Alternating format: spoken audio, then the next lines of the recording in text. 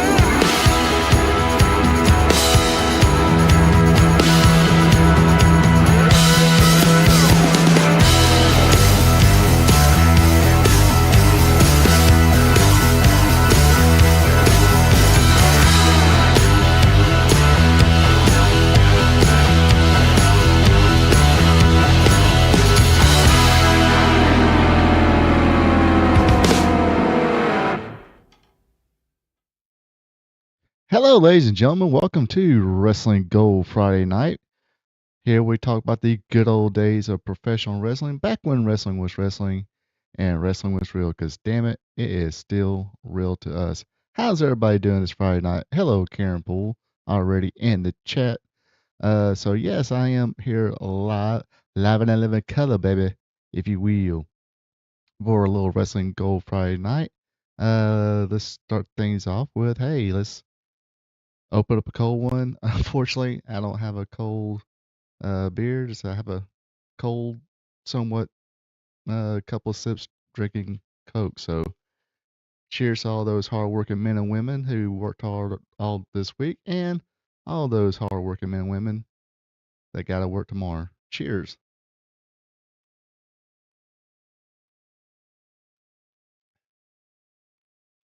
Anyways, yeah, this is the fun show here. What's up, Joe? Cheers.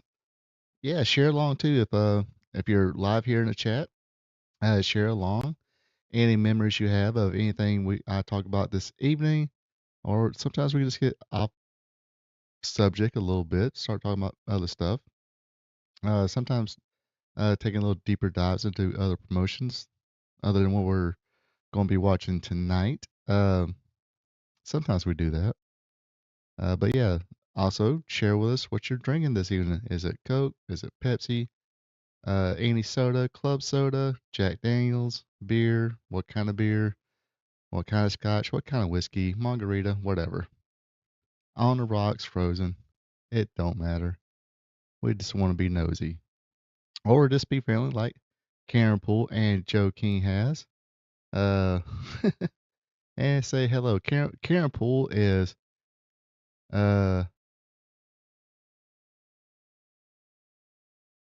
let's see.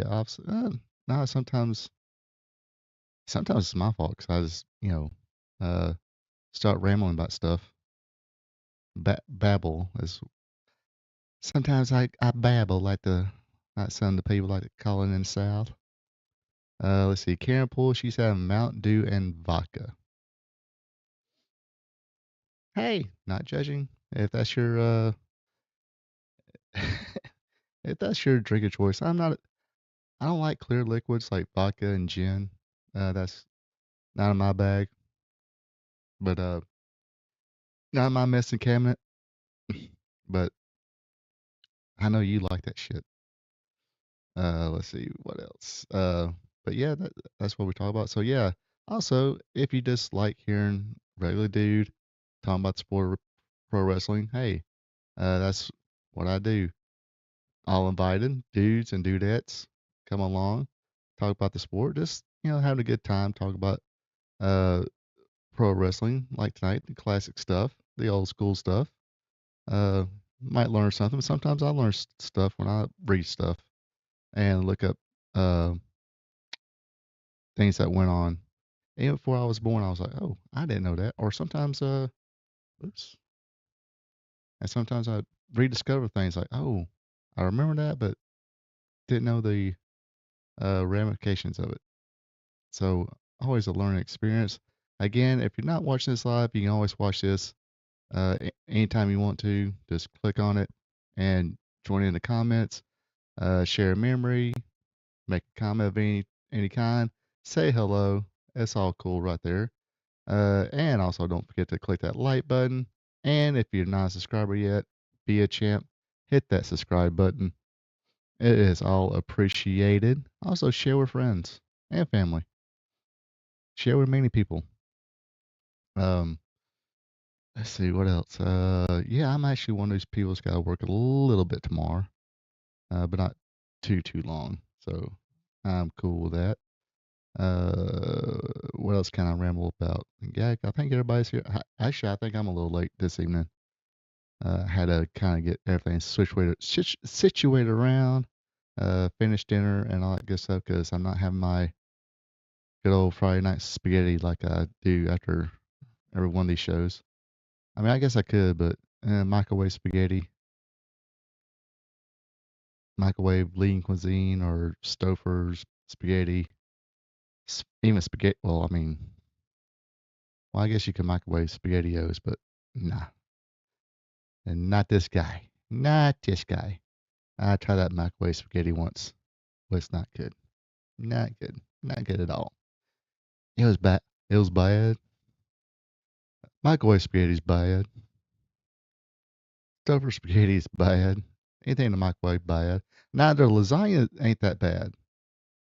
The lasagna ain't that bad. Mac and cheese, it's doable. You gotta have a salad or something like that, or any of those microwave dinners. You gotta have like a salad. Like I was saying last night, sometimes, well, I think just about every night, I'll go by. Yeah, the lasagna's pretty good. I was about to say that the lasagna's all right, but still, you gotta have something a little more flavorful, a little more substance. So, the Ingles, right next door to the hotel, next door to the hotel, it's got a salad bar. So I always go in there. It's usually like $5. Well, $5 because you got get they charge you for the dressing. So um, and I don't put the dressing on there because usually I come back, put it in the refrigerator, take a shower, do this and that, then eat. Oh, excuse me. But the lasagna's not too bad. Um, let's see. This evening there's like a little grocery store across the road from Ingles. So if anybody, uh, sorry to those nice people at the Ingles I go to every night, but I went across the street to, I think it's called the Triangle Food Store. I think that's what it's called. And they have their own little, they got a salad bar, but they got well, I guess the hot bar, or whatever you want to call it. And I had a couple of their things. It was okay. Wasn't bad. Wasn't bad at all. Might have to. Uh, I seen they had potato salad also, so I might have to go in there and might be try some of their potato salad. I'm picky about it, but Polis has good potato salad. And I say this because I never tried it for one thing, And so if I know if I at least try to fix it one time, it's probably going to be pretty mid. But that's because I never tried cooking it before or making it before. But anyway, gotta get off the subject of food. I'll get hungry again. And all the things here is like McDonald's, Burger King. Ugh. I can do without that crap. But anyway, let's quit talking about food. Talk about the good sport, the great sport of professional wrestling. That's what everybody tune in to see, or tune in to listen to, watch, or whatever. So let's get right to it. Every Friday we start off with talking about the history of professional wrestling. Of course, today is October 10th. So, oops, there's my notes. But man, I have got to get. You know what? I have a tablet. I'll probably put some of the stuff on the tablet and go from there. But I keep forgetting. Well, I got a tablet at home. I need to bring it with me. But anyway, let's get going here. On today in 1972, Karl Gotch regains the real world title, a made-up Inoki belt from Antonio Inoki, and that was on this date in 1982. Let me click on the right thing. On this day in 1977 in Memphis, Tennessee, at the Mid-South Coliseum, drawing 6,792. Jim Garvin defeated Leroy Brown. Pat Barrett went Broadway with Terry Gordy. Plowboy Frazier, I think at this time he was called Giant Frazier. He defeated Bruce Swayze. Not sure if he's any kin to Patrick or not, but if anybody does know, let us know. Phil Hickerson and Dennis Condrey, one hell of a tag team. Go back, watch some of their old videos. They were actually pretty good. Anyway, they battled Scott Casey and Robert Gibson. Oh, there's Robert Gibson. There's Scott Casey. They bowed to a no contest. Mr. Wrestling, Dick Steinborn. He defeated Radimus. Radimus is coming, people. We got to find some old footage of him. The Southern Tag Team Champions Samoans, Tio and Tepu, defeated Norville Lawson and Bill Dundee. And Jerry Lawler defeated Jimmy Valiant for the Southern title. Not sure what number this one was. You know, he probably held that championship like 100 times. Had to be. On this date in 1980, the Fabulous Freebirds, Terry Gordy, Michael Hayes, and Buddy Roberts, they won a round robin tournament in Atlanta, Georgia, over Mr. Wrestling 1 and 2 and the Assassins. Of course, these Assassins was Jody Hamilton and Randy Colley. Randy Colley, of course, was the original Demolition Smash, a Moondog, a Nightmare. We saw last week he was a Detroit Demolition. We went into that. Many characters that Randy Colley was. In other matches on that card, Terry Taylor defeated Jacques Rougeau, but he was going by the name of Jerry Roberts at the time. Stan Lane defeated Steve-O Zanoski. I keep on messing his name up when I don't see it. This puts Steve-O here. Lars Anderson battled Terry Funk to a Broadway. That is a time limit draw. Stan Hansen defeated Killer Khan. Mr. Saito. Hey, Mr. Saito. He defeated Kevin Sullivan. Dennis Condrey defeated Austin Idol by disqualification. Ole Anderson defeated Ova Slim, which was Dusty Rhodes, in a Texas bull rope match. And in the main event, NWA World Champion Harley Race, he defeated Dick Slater, Mr. Unpredictable. Talking about now, these two guys are probably considered two of the most legit tough guys in wrestling. What probably been cool to see them throw down for real. Have them go at it for real. I'm pretty sure if you got them drunk enough, you would. All right, on this date in 1981, Ricky Steamboat regained the Mid-Atlantic Championship from Ivan Koloff, and this was at the Greensboro Coliseum in Greensboro, North Carolina. In other matches, Wahoo McDaniel defeated Roddy Piper. Leroy Brown defeated Ole Anderson.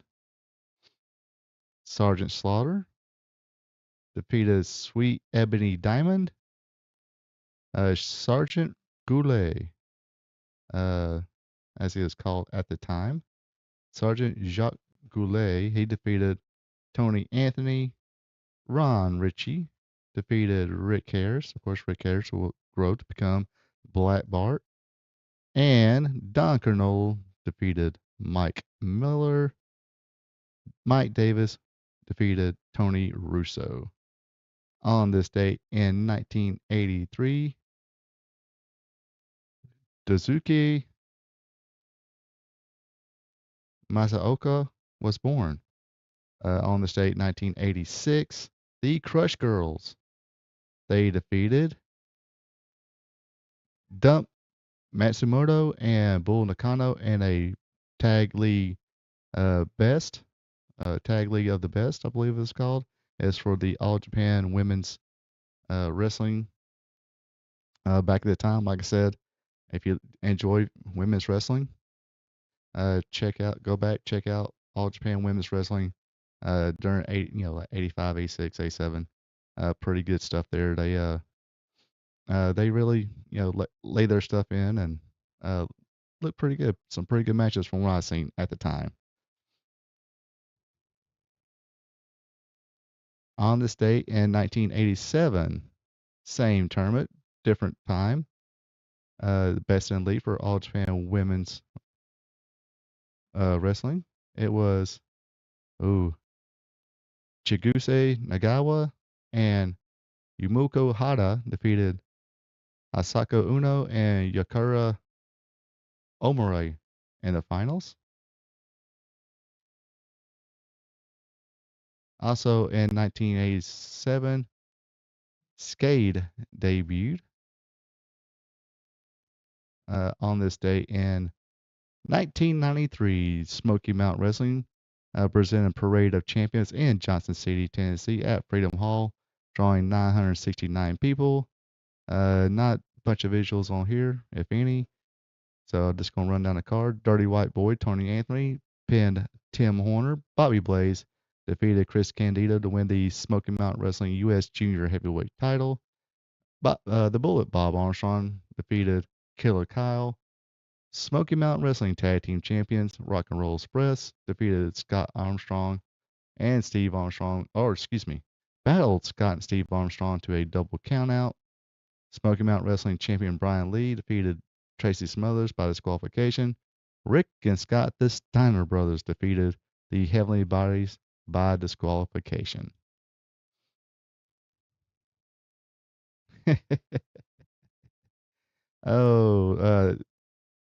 Also on this date in 1999, the infamous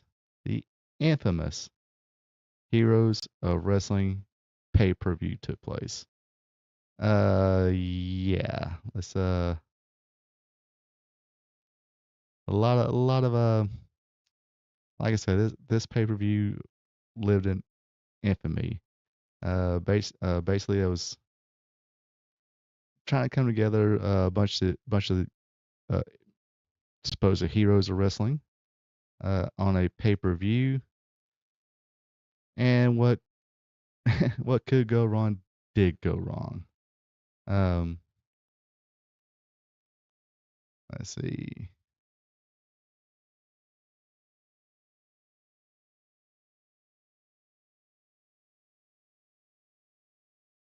Let's go ahead and run down the results right quick before we get into the controversial parts of this pay-per-view. The Samoan SWAT team defeated, and this was Samu and the Samoa Savage with Paul Adams and Sika. They defeated Marty Jannetty and Tommy Rogers. Greg Valentine defeated George the Animal Steel. Too Cold Scorpio defeated Julio Fantastico. And these I don't really call them old timers in '99, but who knows? I mean, they started kind of, which Julio Fantastico is Julio De Niro. Not sure why he's on this. I guess they want to throw, a couple younger guys in here. I don't know. The Men from Down Under, aka the Sheephunters, aka the Bushwhackers. They defeated the Iron Sheik and Nikolai Volkov. Tully Blanchard defeated Stan Lane. Let's see here. Jimmy Snuka with Captain Lou Albano defeated Bob Orton. Abdullah the Butcher with Honest John Cheatham versus the one-man gang ended in a double countout. If I remember correctly, I don't think he made it to the ring. And the infamous main event, it was Jim Neidhart and King Kong Bundy defeating Jake the Snake Roberts and Yokozuna. So what all went wrong in this pay-per-view? Let's get right to it here. I'm just going by the notes here. The reception and controversies. Although the event was heavily promoted, it was only purchased by 29,000 households. Additionally, the event itself was considered to be extremely poor quality. Of course, Dave Meltzer rated an absolute 0.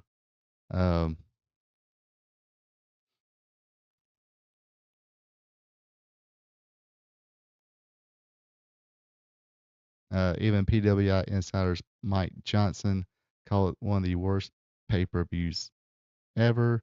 Now, I didn't know this. I was just reading through this earlier today. Minor controversy initially erupted at the beginning of the broadcast due to last-minute change of commentators. Originally, Gordon Solie, a well-respected figure in the wrestling world, the dean of announcers, of course, was supposed to be joined by Ted DiBiase. Solie was going to be the play-by-play. Ted DiBiase was going to be the color guy, but shortly before the event, Solie fell ill with throat cancer, which he succumbed to 9 months later. And Ted DiBiase was replaced last minute by Dutch Mantell. Bad motherfucker. But no announcement was made of the change before the show, and neither Solie nor his illness was mentioned during the broadcast. Solie's replacement, Randy Rosenblum, appeared to have little to no knowledge of professional wrestling, delivering what come to be regarded as some of the worst commentary ever given at a professional wrestling event. Yes. Now I didn't watch the pay-per-view. I watched it years later. I think I think you watched it on YouTube. So if you really want to watch a train wreck, check this one out. And yes, there's proof here that there's worse commentators than Michael Cole. I'm not sure if he even tried, but he was. Rosenblum repeatedly made mistakes during the broadcast, such as misidentifying wrestlers' countries of origin, and also having to repeatedly corrected on basic wrestling terminology by his broadcast partners, Mantell and Captain Lou Albano. such as when he called a arm drag performed by Mario Jannetty a reverse slam takedown. Another major source of criticism was Rosenberg's inability to identify a simple drop kick, repeatedly calling the maneuver such as things as a flying kick, flying leg, and leg drop. uh,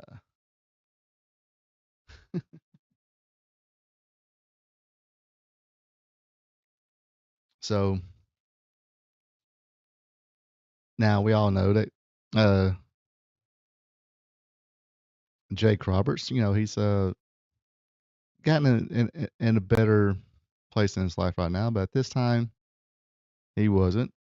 The show was originally booked to conclude with a double main event pitting Jake Roberts against Jim Neidhart, followed by King Kong Bundy against Yokozuna. Roberts' problems with drug and alcohol addiction have been well publicized in the preceding years, and his booking in the main event was meant to capitalize on the resurgence in popularity that he enjoyed as a result of attempts at sobriety. Roberts' return to the ring was meant to be a high point of the evening, and the match responsible for generating the most publicity. However, Roberts suffered a relapse prior to the show and consumed a significant amount of alcohol before arriving. Prior to his match with Neidhart, Roberts had been scheduled to cut a promo in which he would taunt Neidhart. Due to his level of intoxication, Roberts' promo instead consisted of slurred, incoherent rant consisting largely of wordplay based on the event's casino setting. One particular segment of the rant would go viral after it was posted on WrestleCrap. You don't want to play cards with me because I'll cheat. Okay? I'll cheat. You want to play 21? I got 22. You want to play blackjack? I got 2 of those. You want to play aces and eights, baby? I got too many of those too. After the interview, Robert staggered to the ring with his trademark snake. However, upon reaching the ring, Roberts put the snake down and attempted to return backstage. When he then reversed course, returned to ringside, and began greeting fans. Before entering the ring, Roberts grabbed a female fan and had her rub her hands on his bare chest. Later, Roberts removed the snake from his bag and simulated masturbation with it. Oh, this is it's sad but funny. The event's producers would cut wide shots of the crowd during the incident, so the at-home viewers were unaware of what was happening in the ring. Roberts eventually collapsed in the middle of the ring with the snake draped over his body. Roberts then began to attempt to kiss the snake. In the efforts to salvage the match, promoter Bill Stone decided on the fly to combine the main events into one tag team match. Sent Bundy to team with Neidhart, Yoko to team with Roberts. Stone then sent a member of the production crew, Michael Henry, to ringside to consult the wrestlers. There was no finished plan for the match, as none of the wrestlers involved was willing to take a fall. Bundy and Yokozuna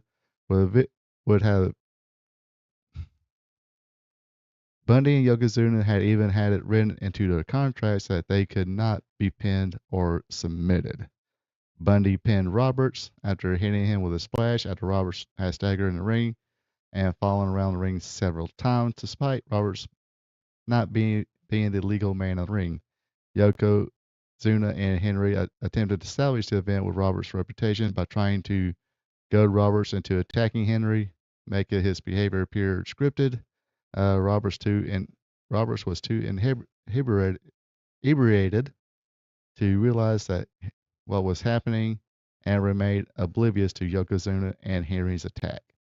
Yokozuna then hit the Samoan drop on Henry to make the entire series of events appear scripted. While Yokozuna attacked Henry, Roberts began to disrobe in the middle of the ring, and the producers cut the feed immediately thereafter.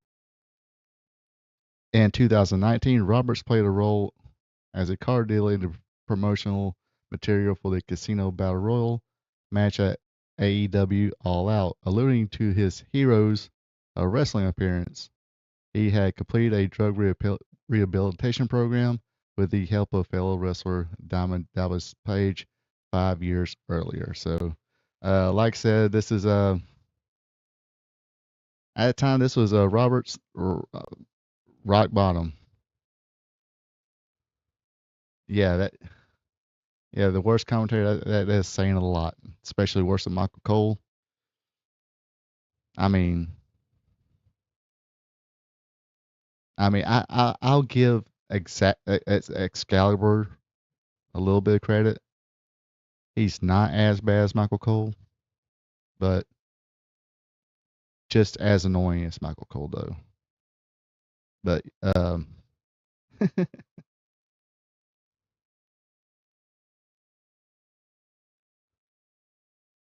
but yeah, there was I do like I said, I do remember watching on YouTube.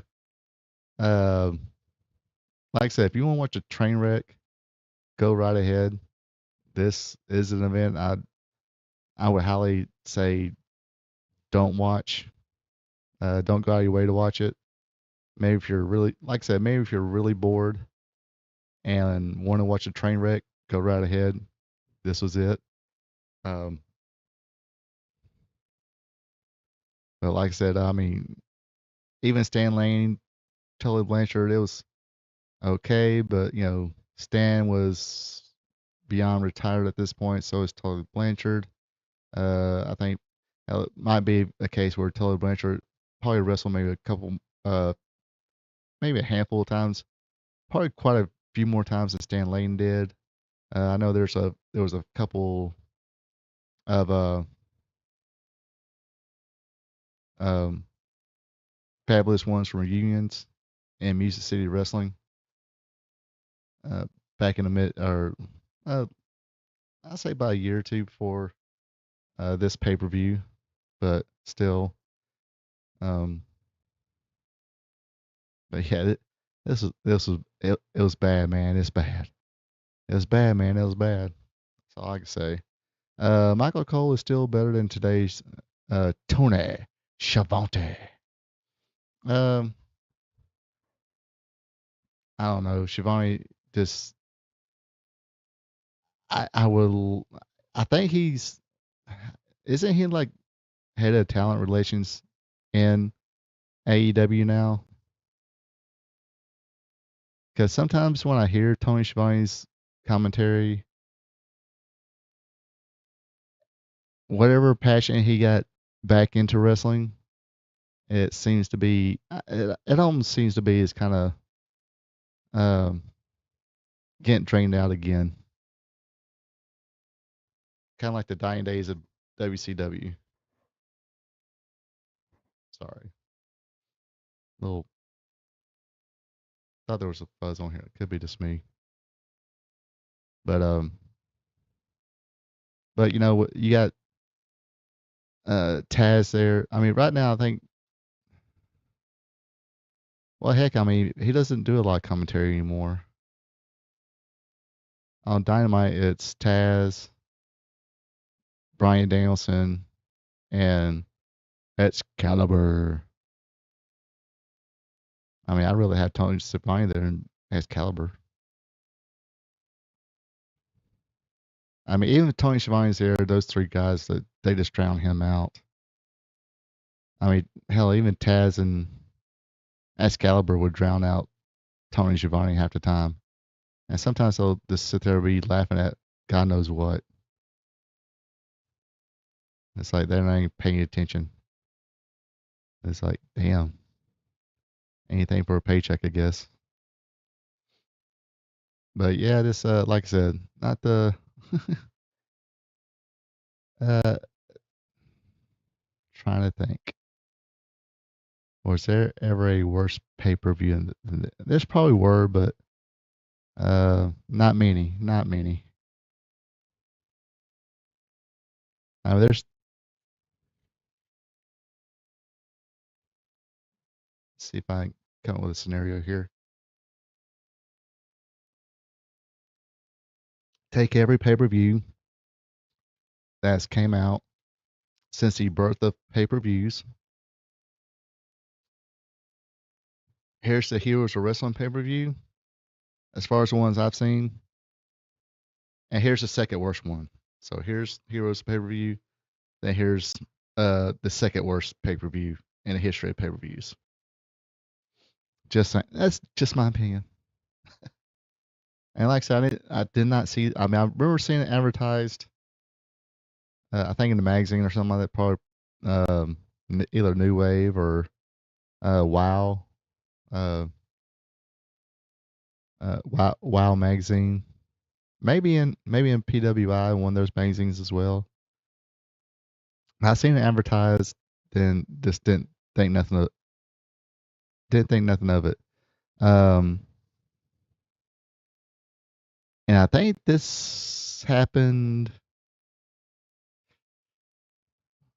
What was it, 96 or 97 when Beyond the Mat came out, which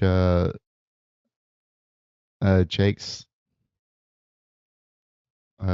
Demons was front and center. So I guess they were kind of trying to capitalize on that, but in hopes that Jake was, I guess somebody heard Jake was sober.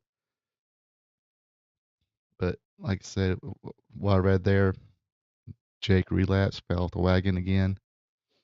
But like I said, seems like he's in a better place now. If he has relapses, few and far between. Like I said, DDP, got him in a better place. Did what he could to help him out. The Jake St. Roberts documentary, where he's, what is it called? Resurgence of the Snake or something like that. Resurgence of Jake St. Roberts. That showcase his rehab with Diamond Dallas Page. I mean, DDP wasn't easy on him. I mean, he was tough on him, but because he was trying to really help him, but he DDP knew enough to go, hey, for him to get better, I can't, coddle him. I gotta be tough with him.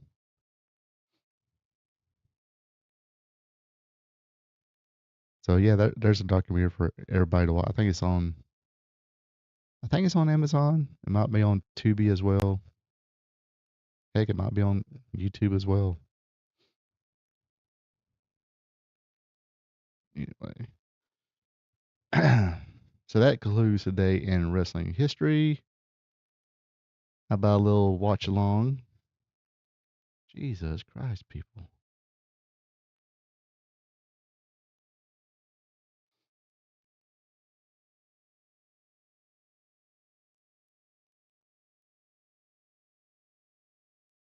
So, yeah, big props for DDP for. I mean, yeah, I think he helped Scott Hall. I think when Chris Jericho was about to come back to, I'd say WWE, I think I don't think he had any substance. I think it was just little aches and pains here and there. I think he went seen DDP and kind of got him back into shape. I think AJ went through the DDP yoga. And it's not just wrestlers. He's helped normal people. You kind of see it. There's actually a documentary just about Diamond Dallas Page and how he started the DDP yoga program. And it's pretty good how he kind of help other people, not just former like I said, a lot of former wrestlers, and current wrestlers too. But yeah, big props to that dude. All right.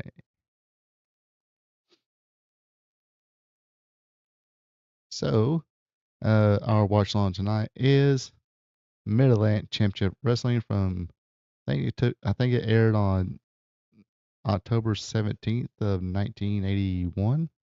Is that what I advertised there? Let me look on my thing. Oh, come on. Yes, October 17, 1981. So whenever you folks are ready, let me know. Oh, let me share the link. That would be nice of me, wouldn't it?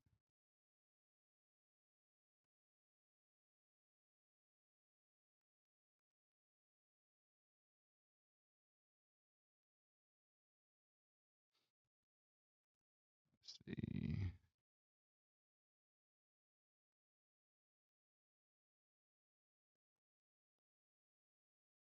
Go ahead and share the link to the chat.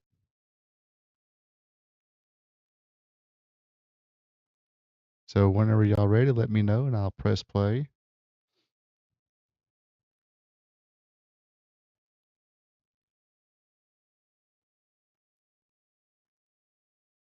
So you ready? You say you're on the ball.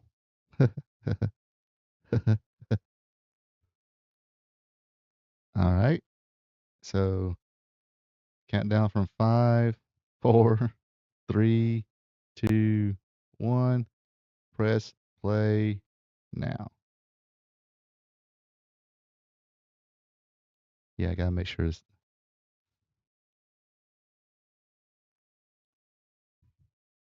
okay. Y'all can't hear. You said ball. Um. Da da da da da da. Oh, Bob Caudle and David Crockett.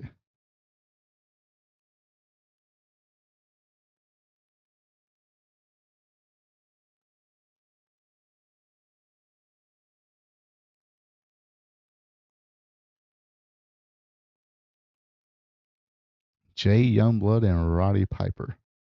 A main event anywhere in the country, and we got here live. Or okay, right here on TV.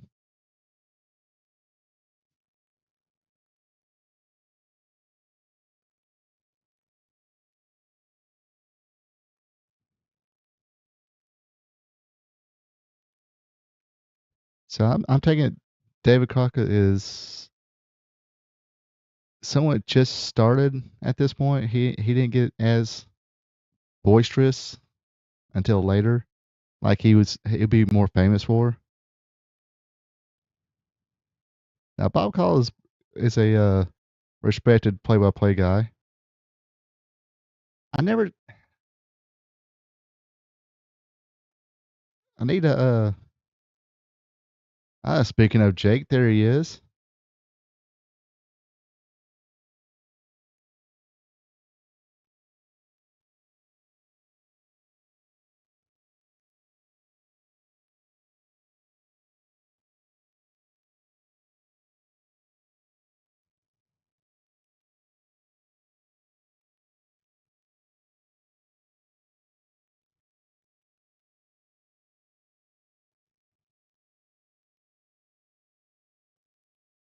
But you ever notice when Bob Caudle like would do the play-by-play or talk on the screen, he like move the mic like well, okay, that didn't look right.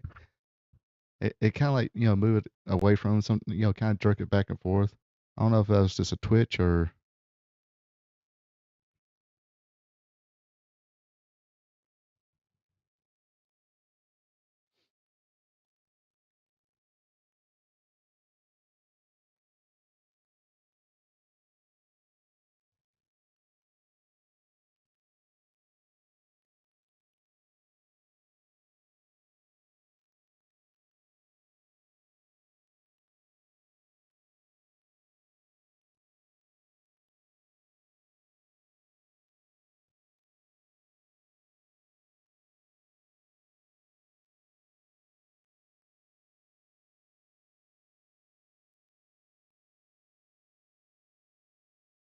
apparently speaking of Tony Schiavone, apparently Tony Schiavone didn't like Jay Youngblood.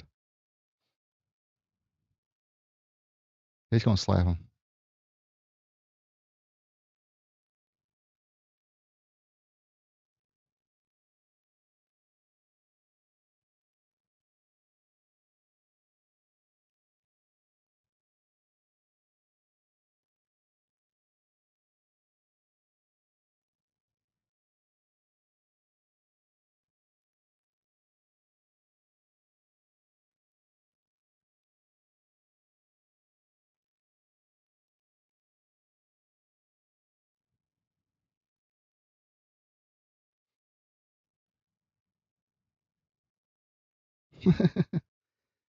Jay Youngblood, not the glib talker, not the most the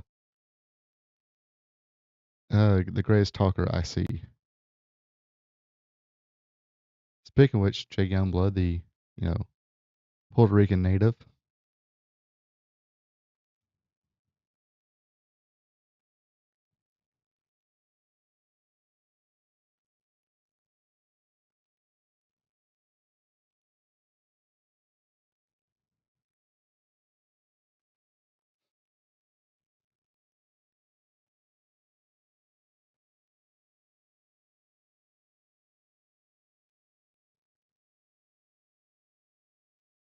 But Bob Collier, he was a respected play-by-play commentator, and he was pretty decent.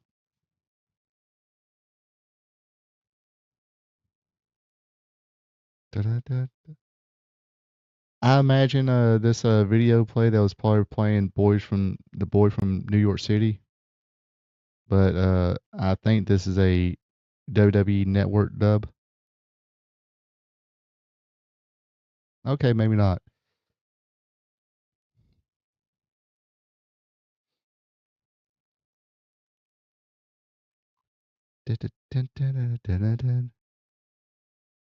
Oh no, even worse. Oh, even worse. Even freaking worse. They play that generic crap freaking that stock music, whatever, in-house crap stock, whatever it is. This is what I hated about the network and watching anything old school on wherever the WWE network is, wherever they had their own or where it's on Peacock or wherever. I think it's all on YouTube now or on the WWE, YouTube channel. But it's like, really? Yeah, I get on a soapbox about this crap.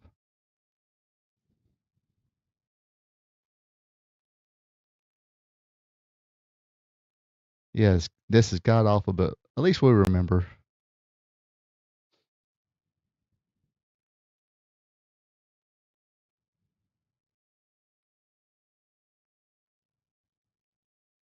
But you gotta like Jimmy Valiant. Jimmy Valiant knew how to do the silly stuff, but man, he turned instant believability when he had to be serious. He do his goofball stuff, but knew how to come across serious when he had to be.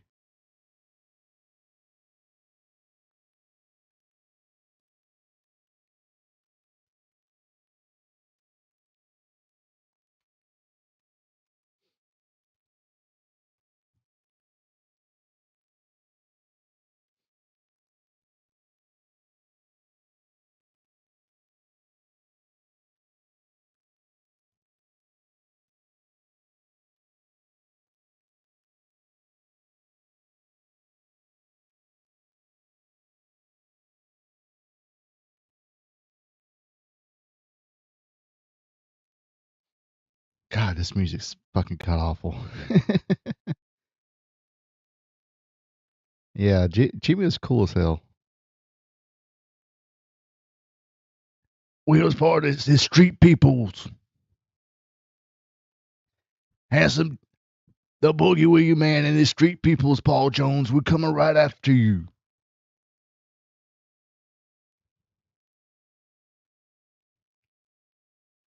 But this freaking music's this music's god awful. I mean, could you at least try to make it sound like Boys from New York City? Still, this word of shit is this?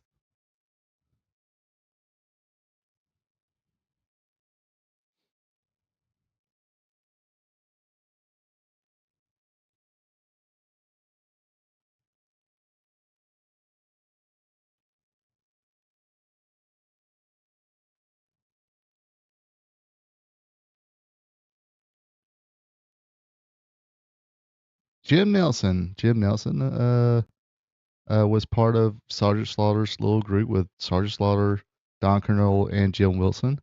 Of course, Jim Wilson also would wind up growing up to become Boris Zukov.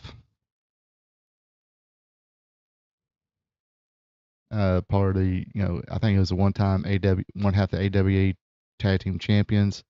Then went to the WWF as one of the Bolsheviks with Nikolai Volkov.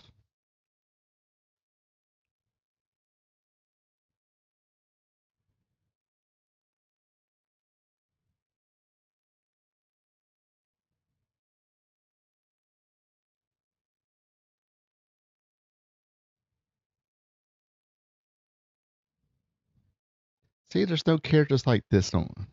Yeah, mine's the hair or that little piece of hair he had in the back. But see, that's missing right now. There's no characters like Jimmy Valiant no more.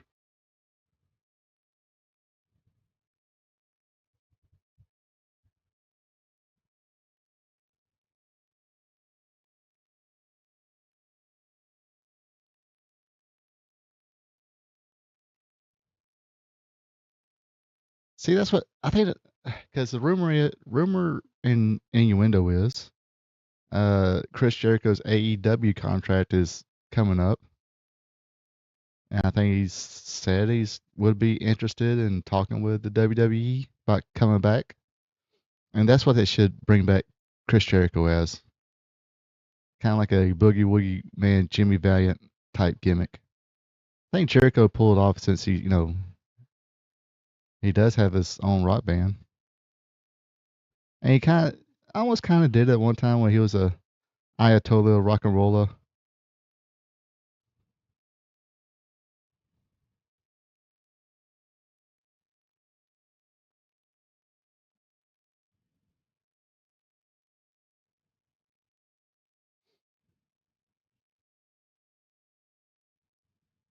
But yeah, apparently Tony Schiavone did not like Jay Youngblood. But Jay Youngblood and Ricky Steamboat was probably one of the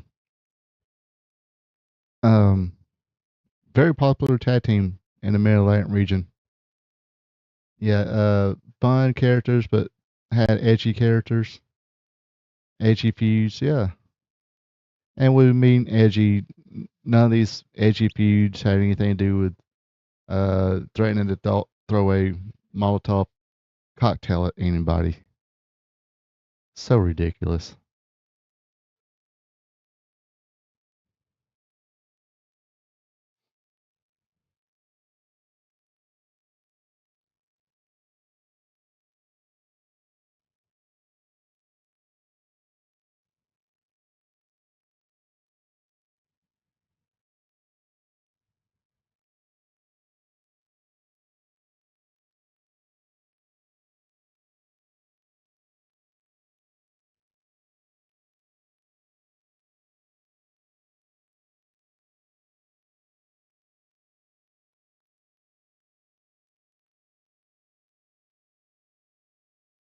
That's two reversal.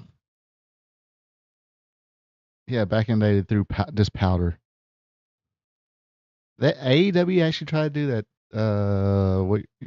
Wait, or last week, and it failed. And hey, it worked.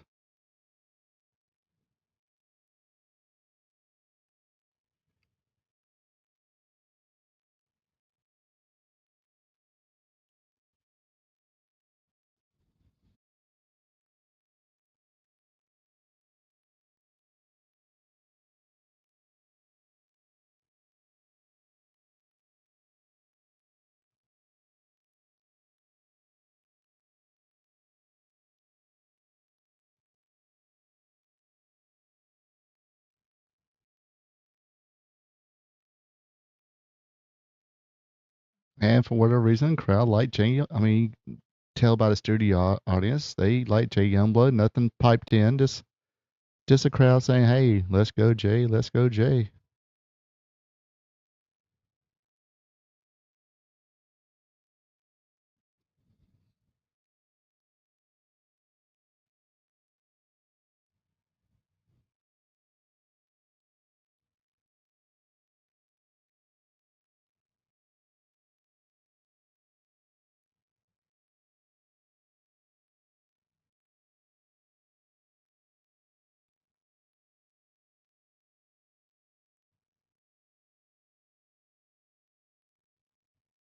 Oh,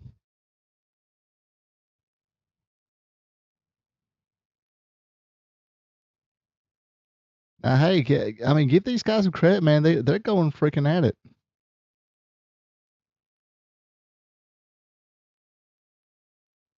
They're going at pretty quick play, quick pace.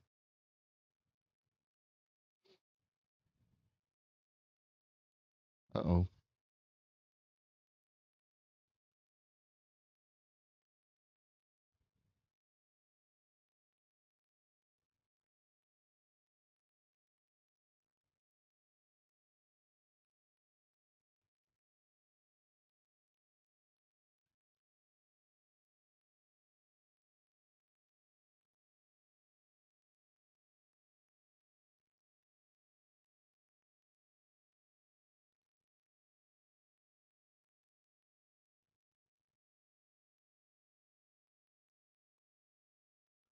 Are y'all experiencing any kind of buffering from me? According to the little alarm right here.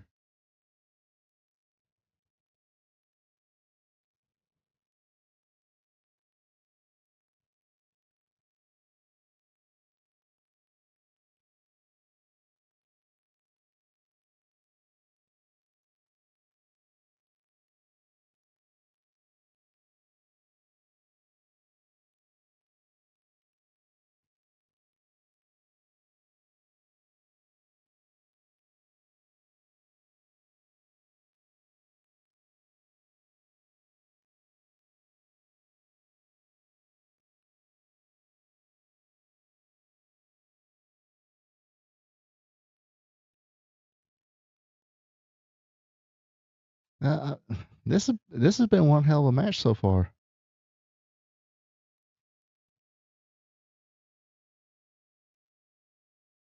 Uh, you might have because I do got volume kind of.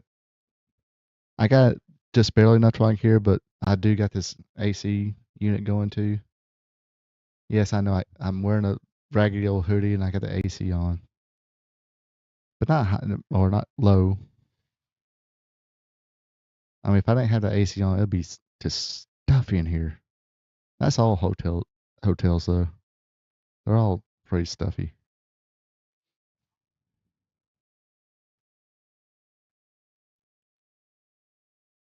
But yeah, that'd be cool to see Kabuki.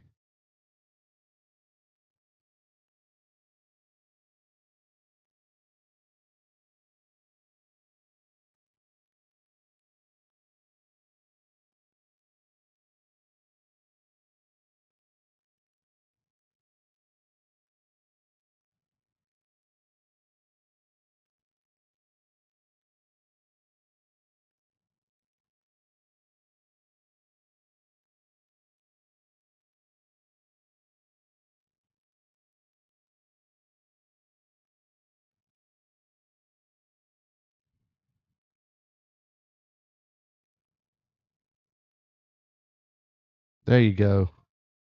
A good old fashioned thumb to the eye. Go to ref. Say nope, that was the plan of hand. Open hand shot there.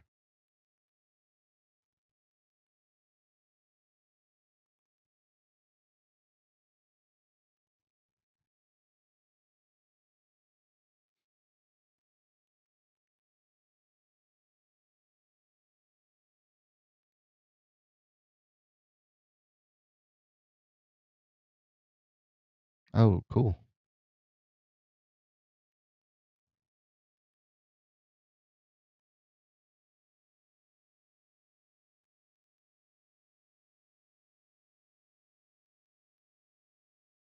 There's that sneaky sleeper. Piper with a sneaky sleeper.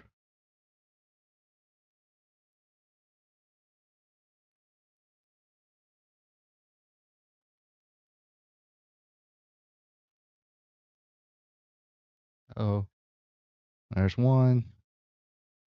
There's two.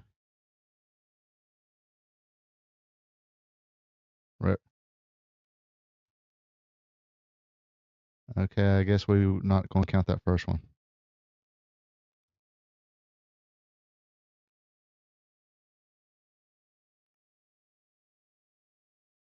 Guess we're not going to count. I guess since that first one kind of landed on his leg, we're not going to count that first one.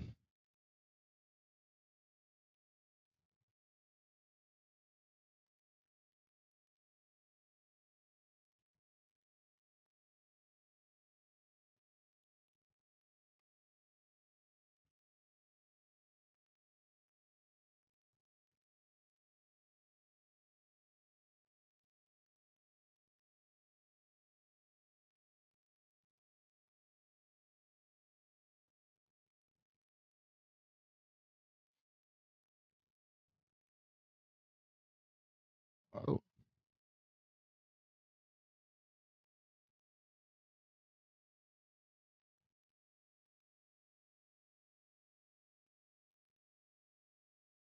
but you can't build muscles on your eyes. Can't build up muscles. Fallout spells. Good old thumb to the eye. Good old poke to the eye. Or rake to the eye.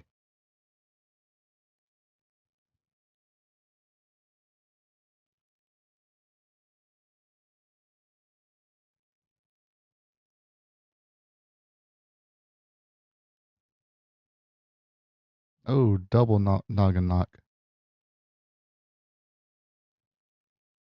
Could get a double count out here.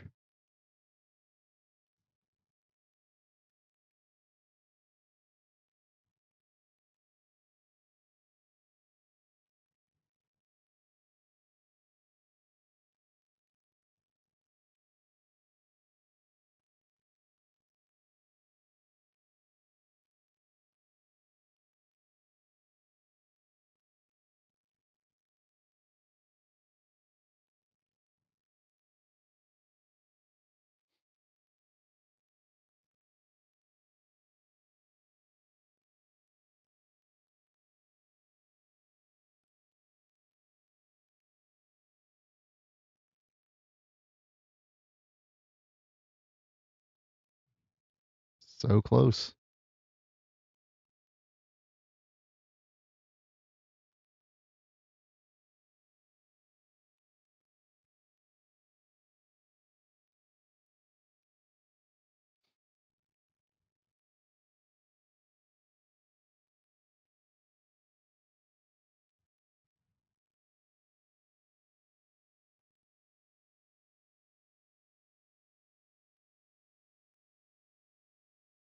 Comes the O'Connor roll.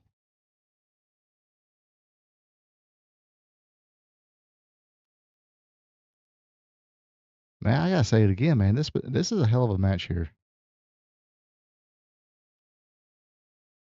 Damn, headbutt knocked each other out.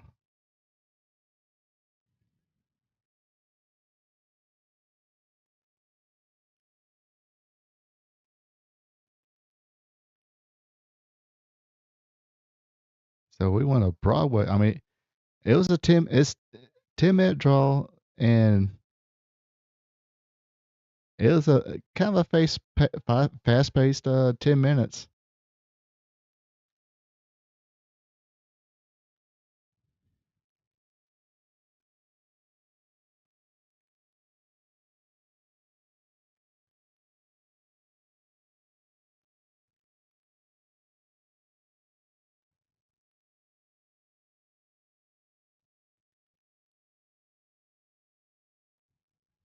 Well, that's gonna be a fine.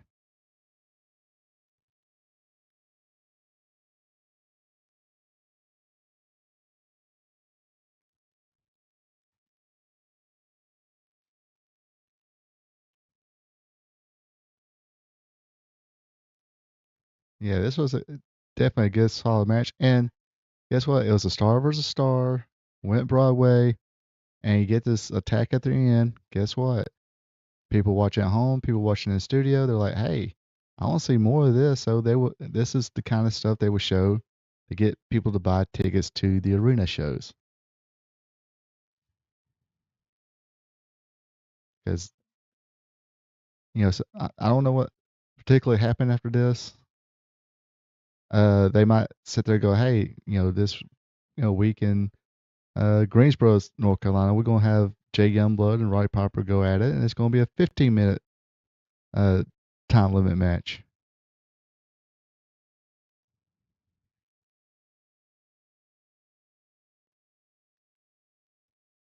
I saw Paul Jones, Johnny Weaver, and Blackjack Mulligan Jr. Of course, we all know Blackjack Mulligan Jr. as Barry Windham.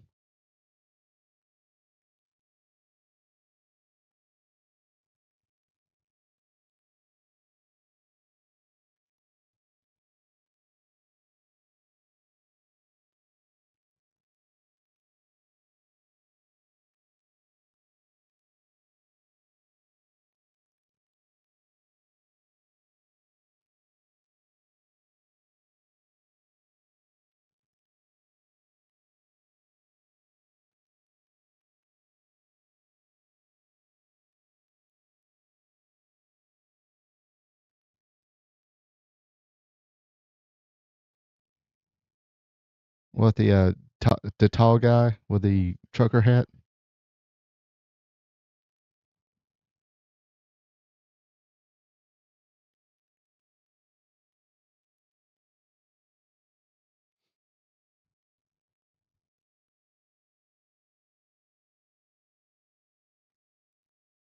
Yes, Kabuki. Now, is this the original Kabuki?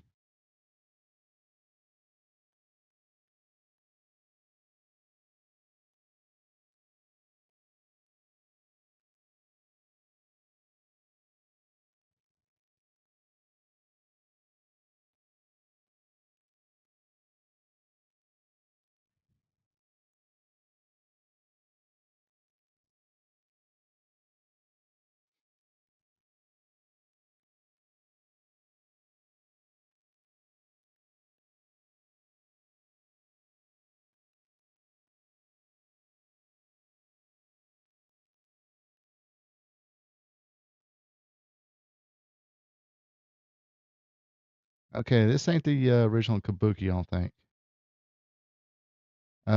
They had another Kabuki.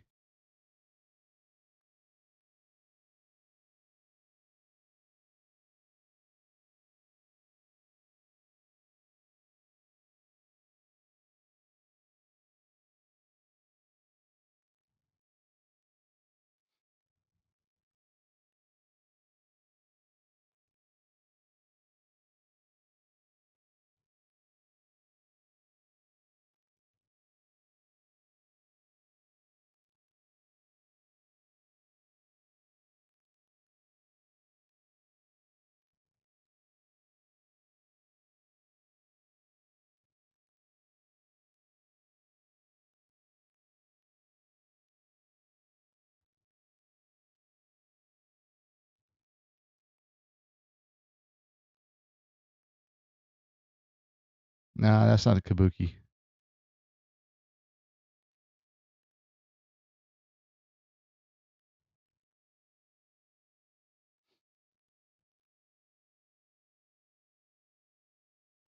Uh, yeah, the one playing Kabuki now was sometimes wrestled as the Magic Dragon.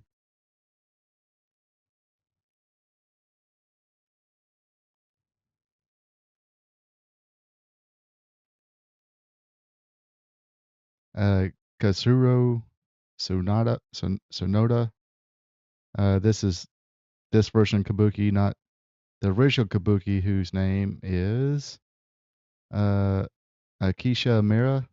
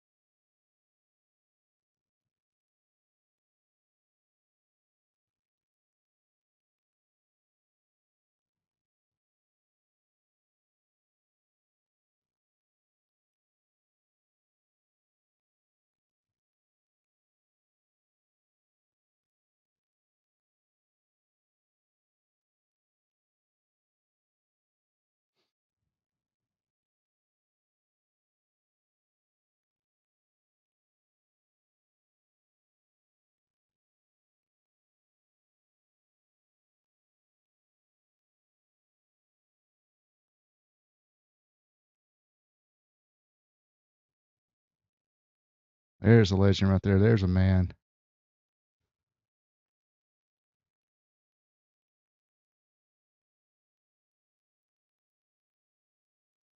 Got a chop though. Yep. But yeah, there's one of the legends right there. Wahoo McDaniel.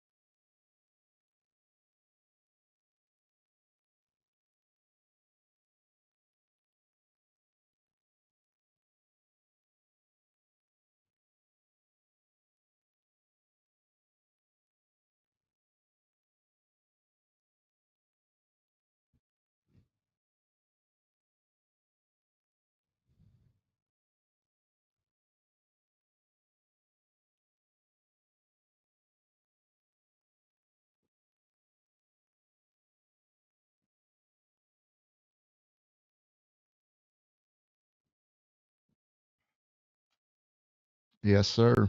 And Wahoo is one of them. And what, if I remember correctly, Wahoo is one of these guys who kind of a locker room leader type guy. If I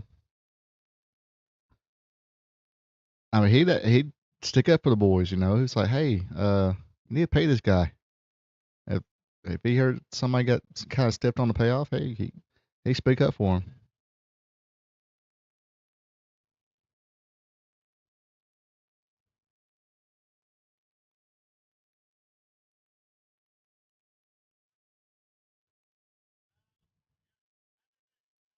Allie Bay. There he is, Rick Harris.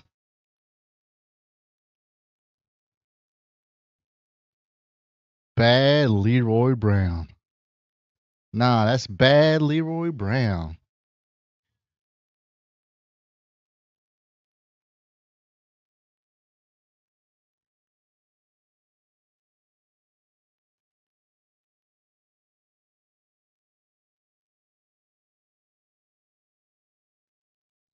That's one of the Zambui Express.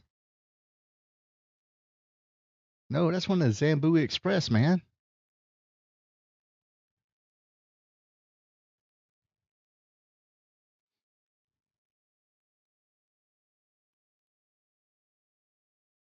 Yeah, I mean, bad news and Kamano's a little bit short. I think they were a little shorter than he is. He was.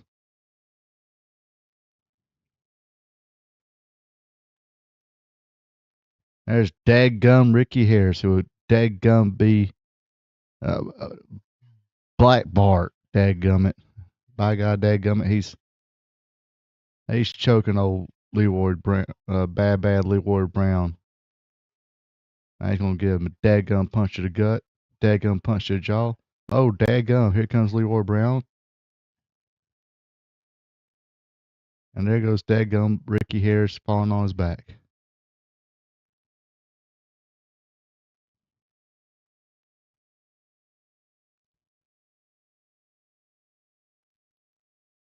Yeah, that is Black Bart. He wasn't quite Black Bart yet. Dadgummit.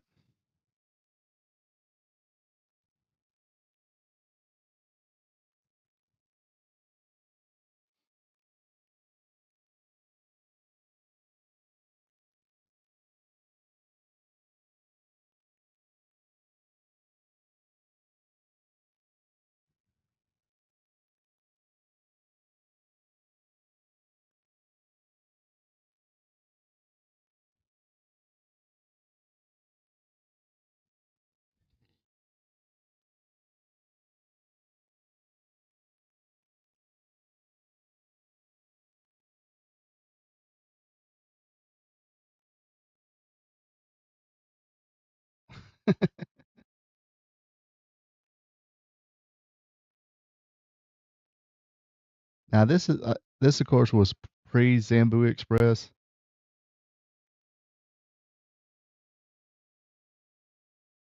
Uh, his partner was Ray Candy. Rest in peace, both those guys. But some of the older footage I do see of Leroy Brown, man, that dude, for a guy that tall, 300 pounds, he was another one of those big men who can freaking move.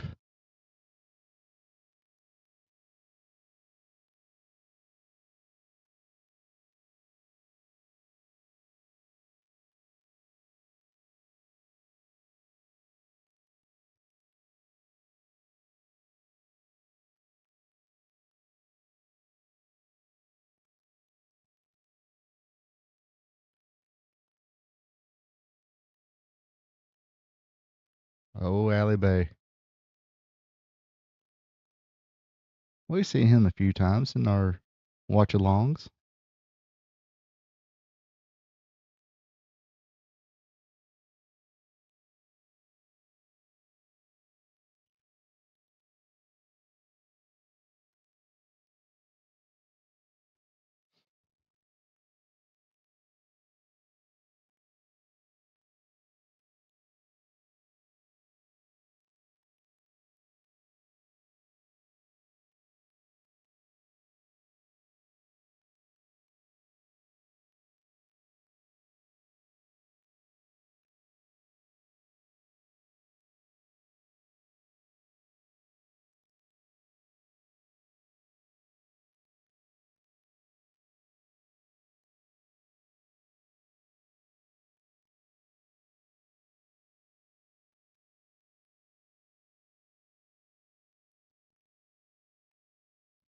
Oh, daggone. Ted old. I guess he's Red Bart this week. Says he's wearing a red singlet.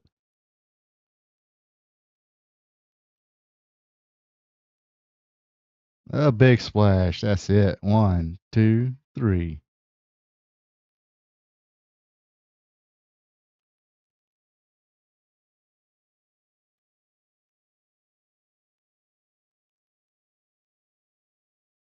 Ain't no way. And he body slams old Ricky Harris, and here comes that dadgun splash. 300 pounds coming down on dadgun Ricky Harris, Black Bart. Ricky Harris said, dadgummit, just count me out. 1, 2, 3, 4, 5. Oh, I'm counting lights. I ain't counting.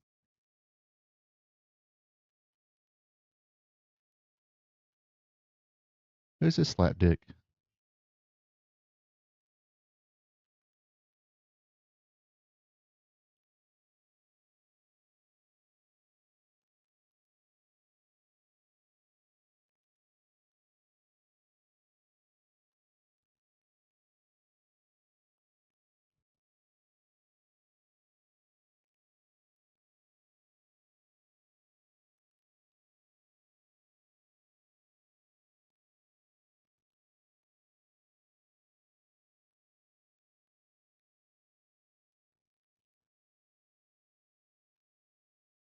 Oh, Lord Alfred Hayes.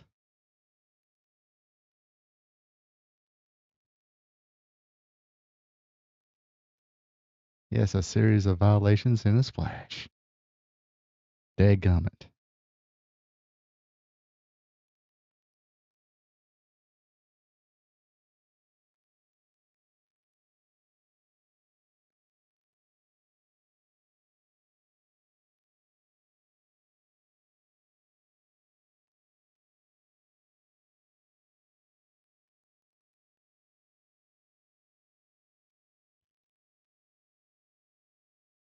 Oh, Frank Murray.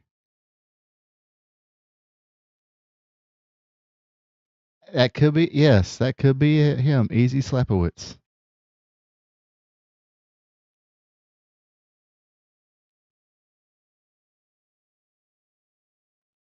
Oh, Sergeant Slaughter.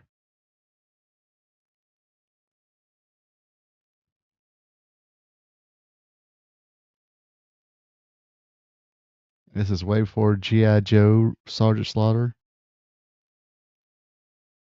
Fan favorite Sergeant Slaughter feuding with Iron Sheik. This is the hated drill sergeants. Oh, I can't do it right now. Probably wake somebody up next door.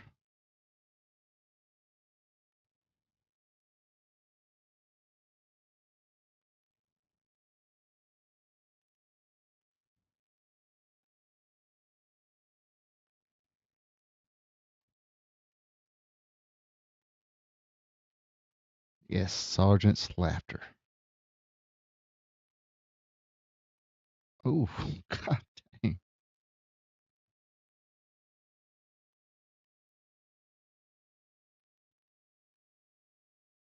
Now Slaughter, he'll lay that lumber down. He'll lay in those big forearms across the chest.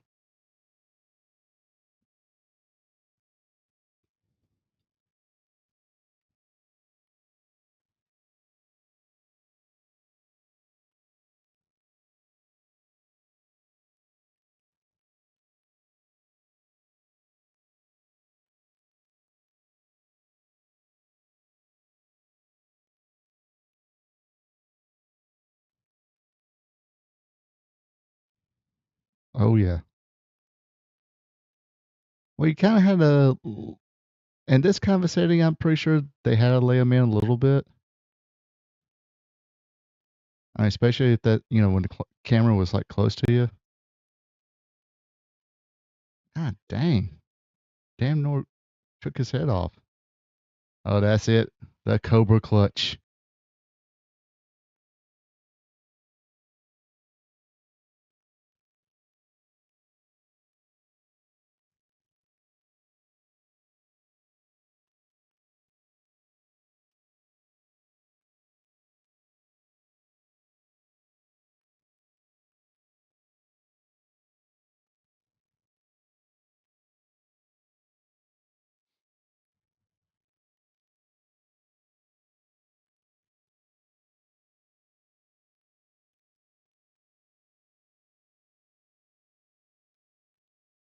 Oh yeah.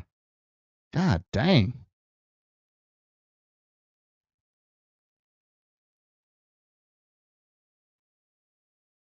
Now that used to be the old setup for the Masked Superstar as well. When he was set up to Cobra Clutch, he'd do a clothesline like that, but it looked way better. Bill 80, the Masked Superstar, did it way better.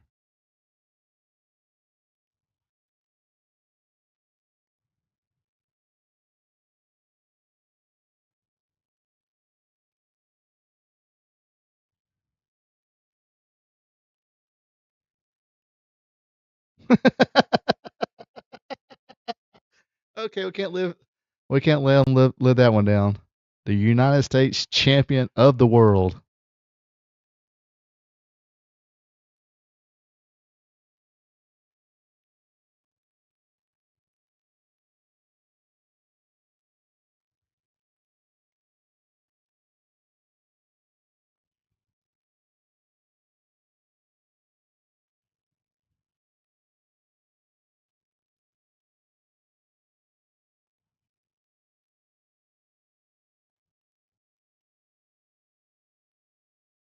Because he is the United States champion of the world.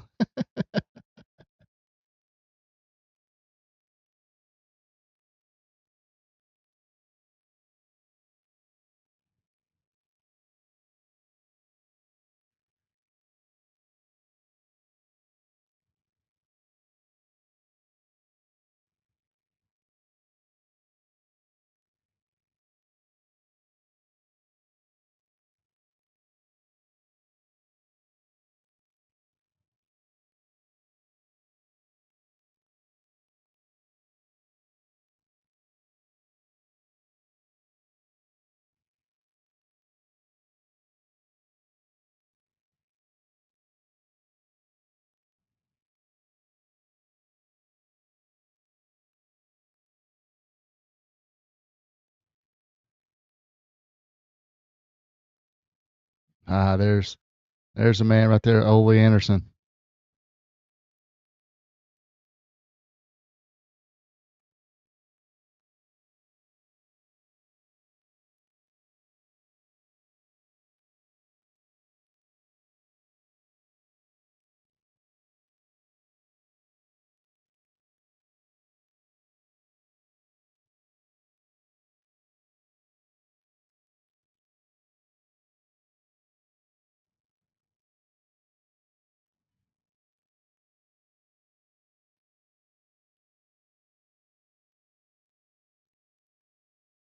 Producer Jim Crockett. Director Gary L. Ryan. Floor manager Bobby Bird. Audio Terry Anus. The best audio guy in the world. Terry Anus.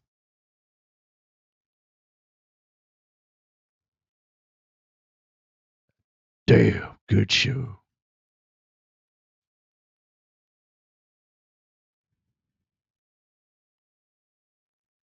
Hey, electronic graphics, Terry Anus again. Terry Anus is a pretty busy guy.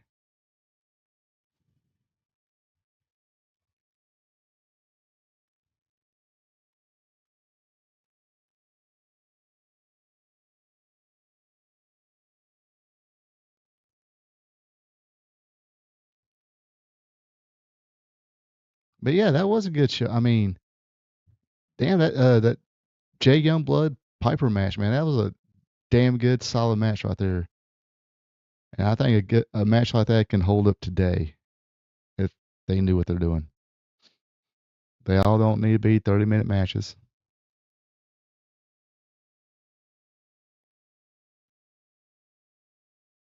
You gotta have it. Okay, screw it. Phone goes over there. But yeah, I did like that little program. I mean, I say there's some Georgia indie shows that do that. Have a good little variety of stuff.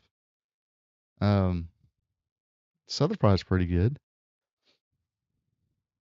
Wausau used to be okay. They have a mix of like technicians and high flyers every now and then. Not everybody needs to do dives. Not everybody needs to do moonsaults. I mean, right there was a show right there. I don't think anybody came off the top rope. No dives. And I think more people into it at that time. But yeah, that's a good show.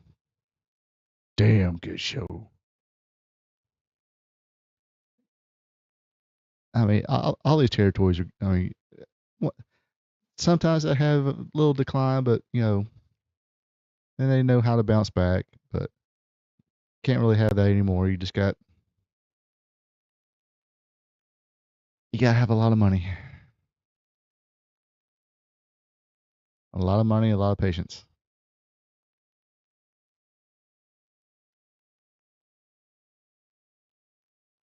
The Jimmy Rave show. Oh, Jimmy Rave shoot. Yeah, that was a pretty sad one to watch.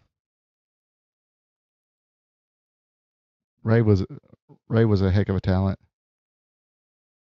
Pretty sad what happened to him in the end.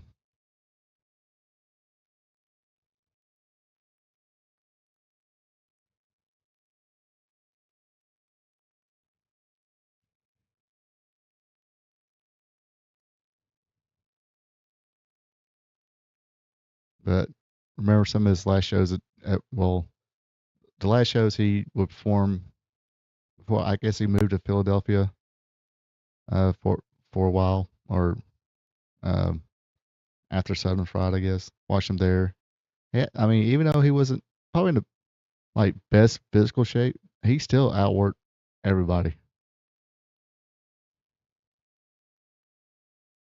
Yeah, yeah, I do remember that one. He looked pretty rough in that one. Gosh, there was another real sad shooter interview to watch is Chris Candido's. Chris Candido's was kind of sad to watch. I mean, he was in the good. I mean, he was clean and stuff like that, but it's just at the end. It's like, yeah, I forgot what he exactly said, but the end part was, I remember it was like, yeah, we should do this again sometime if I'm around. And I'm like, I think I got a shoot interview I think a couple days after he died or something like that, after he passed. And I was like, I seen that, I was like, oh man.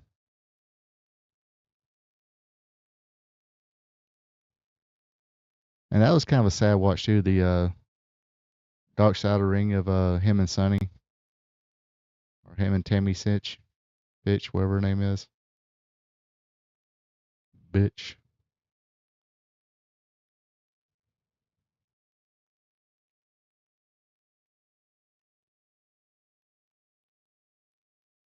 But yeah, there's a couple of sad stories there.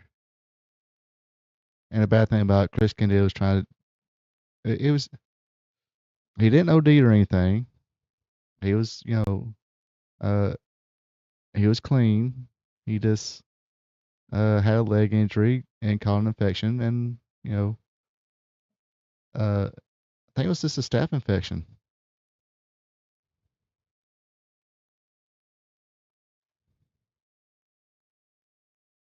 I have it at my house, I think, unless I let somebody borrow it.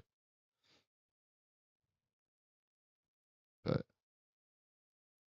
I mean, it was a good one. Oh, his Dark Side of the Ring, or their Dark Side of the Ring. Yeah, it's a sad one to watch.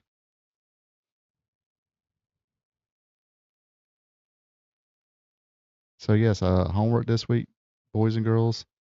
Um, the resurrection of Jason Snake Roberts. I forgot what the DDP one is. I think they're both um on Amazon Prime, and I'm pretty sure there's ways you can watch it. I just put that. You kids with your technology. I this is that's my best pirate noise. Wink, wink, nudge, nudge.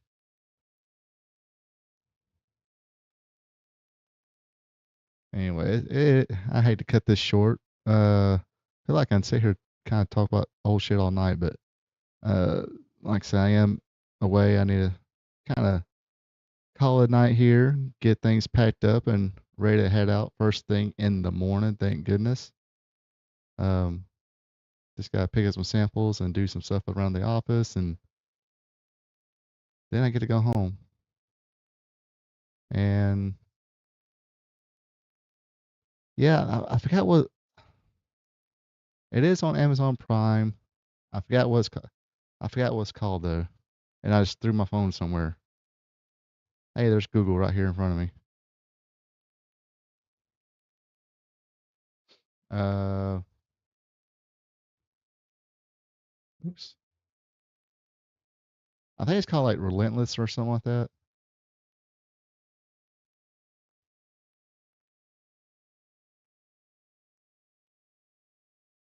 Yes, it's Relentless. That's what it's called. Of course, I remembered it as soon as I look it up. Yes, the Jake the Snake Roberts by himself is the resurrection of Jake the Snake Roberts, and the DDP one, Diamond Dallas Page, is Relentless. And I think, wait a minute, hold up, wait a minute. My whole life. Oops. Now, is this a? I think this is the full documentary. Let me click that.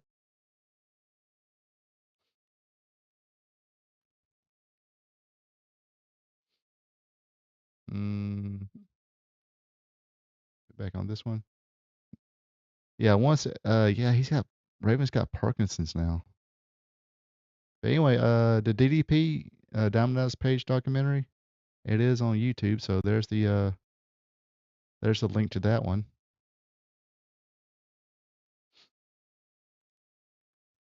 Let me see if I'll search for it.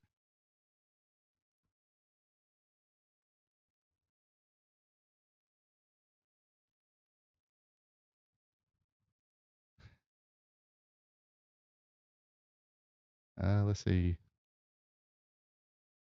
And of course, as soon as I hit resurrection, it's like resurrection of Christ, resurrection of Jesus, preaching on the resurrection of Jesus.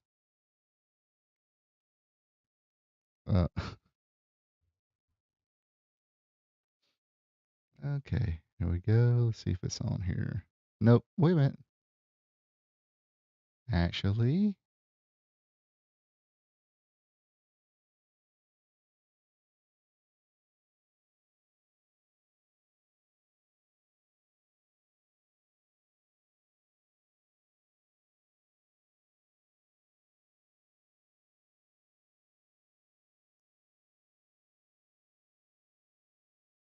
Okay. Uh,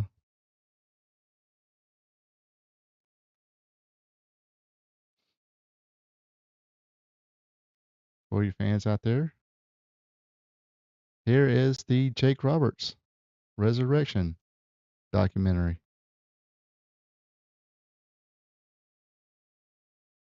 But yeah, I want to see Ravens. I mean, like I said, I think it hit the news. Well, I just seen it yesterday. I don't know when it was actually out, but I mean, I kind of heard he was kind of not doing well. But now I think he's finally let the cat out of the bag. He has I think early Parkinson's disease. I think that's what they called it. Me, I just call it, hey, he's got Parkinson's.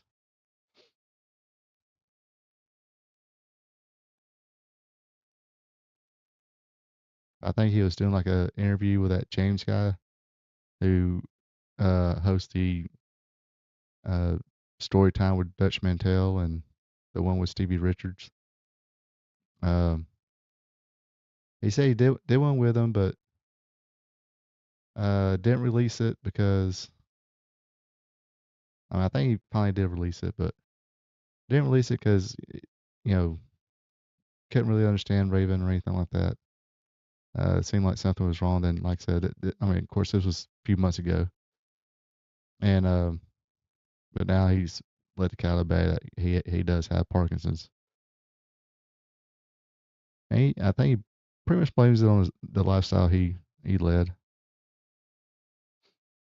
But man, when we was talking about people who could have been good bookers, he could have been one of them. And we know why he didn't. I know he had a podcast for a while. I don't think he has anymore, but I knew he had a podcast for a while. I don't know if this is the reason he quit it or what, but yeah, I definitely want to see that Raven documentary whenever it gets available. But anyway, like I said, gonna call it a night tonight. Gonna, like I said, tidy up here, pack up, get things ready to head out the door after my morning shower. Get my work done and head on home. So appreciate everybody tuning in tonight, and appreciate those people who, if you didn't tune in live, you're tuning in now, or you click play to watch this live. Appreciate you as well. Don't forget to click like, subscribe, and share. Comment also. Like to hear from you folks. Other than that, you folks have a good one. Take it easy. And until next time. So long from the peach state of Georgia. Ronald Ray here saying thank you for checking out my video. If you don't mind, go ahead and click that thumbs up button, leave a comment, and share this video with family and friends. I would also appreciate it if you would subscribe to RP2 Vision, where I cover the sport of professional wrestling from yesterday to today.